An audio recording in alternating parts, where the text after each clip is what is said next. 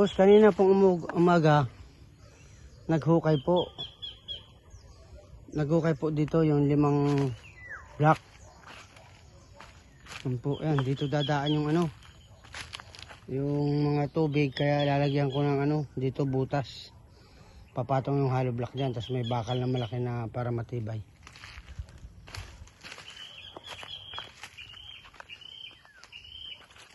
Natapos po ito hanggang tanghali. Itong hukay. Ayan na. Yan, natapos na po yan hanggang tanghali. Simula kanina umaga. Yan. Tuloy-tuloy na yung pag namin. Pag hollow block.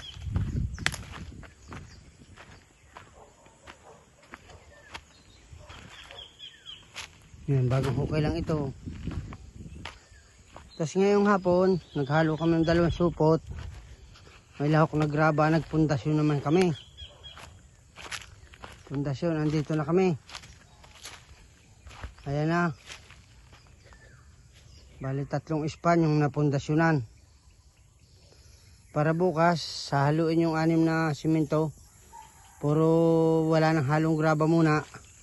Aasintahan muna namin ito. Ng 4 na hollow block. Kasi malapit na kami dun, oh. Yan, 5 span pa yan. Pero andito kami sa Tapos ngayong hapon, mag-aalas 4, quarter to 4, ayun, sabi ko maghakot sila ng mga hollow block dito namin inilalagay. Katulong din ako ng mga yan, ay nagbibideo ako ngayon. Ayan. Ayan po. Ayan, bagong puting lang ito. May graba, may buhangin. Ayan. Malapit na kami doon sa dulo.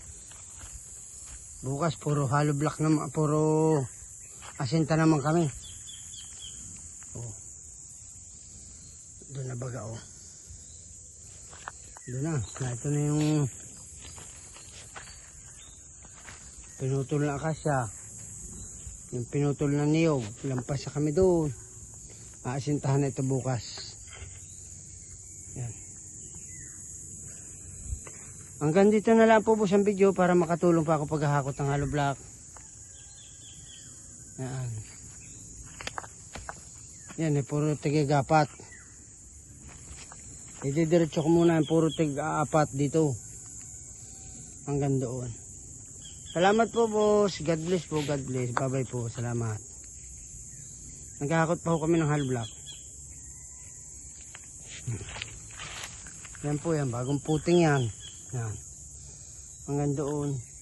Buhangin may graba. Salamat po. Bye-bye. Bye-bye po.